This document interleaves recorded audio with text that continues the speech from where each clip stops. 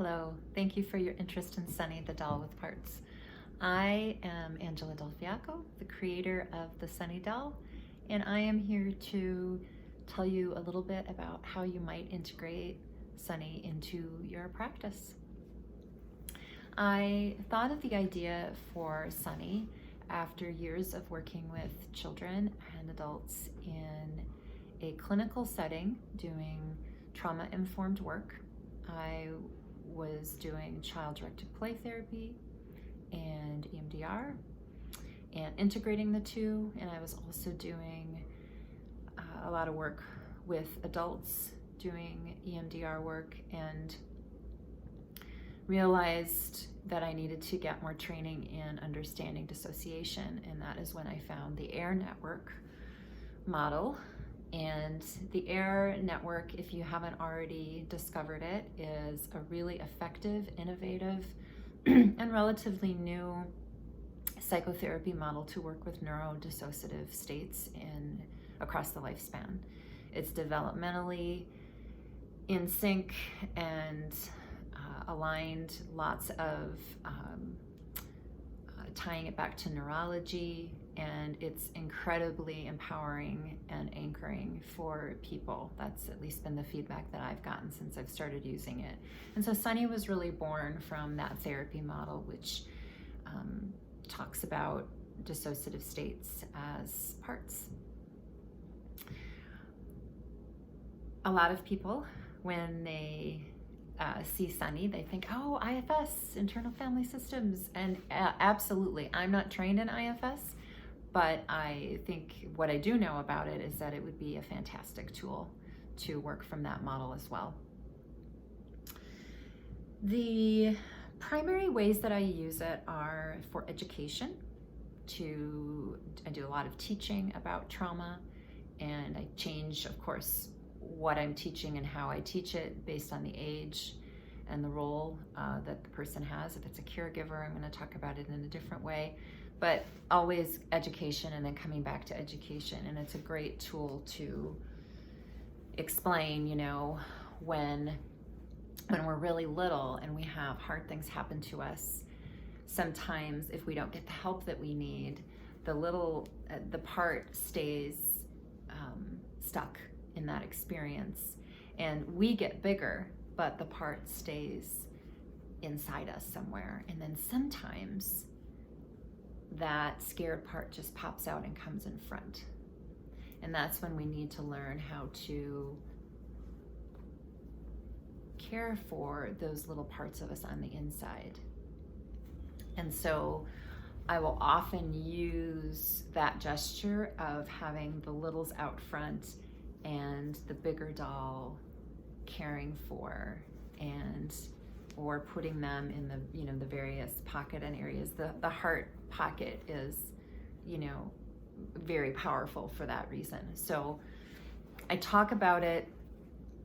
I just went kind of into another use of it, which is for regulation. So I talk about it with showing that we can have parts on the inside, and then I might just even set it down, and that's all we do with it for that day. And then once I've introduced Suni, I can take the doll out at different points. I use it as I just did for regulation, where I'm always trying to help people who have dissociative neurology to be able to know when they're in a state that is primarily emotional and out of context. And as we learn how to do that, we can have a visual to sort of work with that. Another way that I use it is if there's a dysregulate, like if a child is dysregulated in the session, I can actually experientially just start to play with the doll. And so I might sort of pick up the doll and start to kind of talk to it and see if maybe there's something going on, and I might coach the doll. Can you take care of the sad part and hold that sad part close? And I wonder what the big kid needs. Does the big kid need a drink of water, or so, or I might just even hold the baby a little bit and just soothe, or hold Suni while she holds the part and just soothe the doll. And that can just me providing that care in the child's proximity can feel regulating and help them shift a little bit. Other ways that I use it are to teach a really powerful piece to parents and children, and that is when the kiddo is in a part and either acting out or regressing in some way, we want to teach the child to care for that part that's come out in front. So often the thing I do is the little part has come out in front, and can the child care for the part that's sad or scared or lonely, and then the parent can hold the child while they hold their insides or the part. And that's another way that it can be used, that I have used it a lot.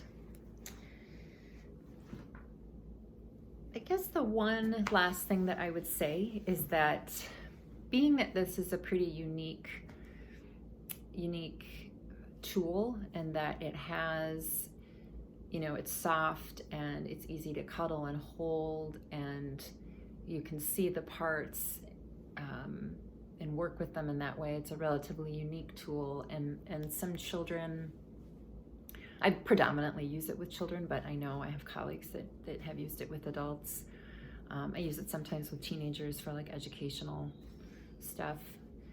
But my point is that sometimes it can be activating, can be too much, because it's a lot to see that. And if a child isn't totally ready for it, they can have a kind of adverse reaction, like, get that away from me. So there's a potency to Suni, and that's why I keep having her made and why she keeps selling. So it's a fantastic tool, and I welcome your questions or feedback. If you're interested in ordering, you can email me at angela@angeladelfiacco.com, and you can also find me on Facebook at Angela DelFiacco LMFT. Thank you again for your interest, and I look forward to more Suni videos for you.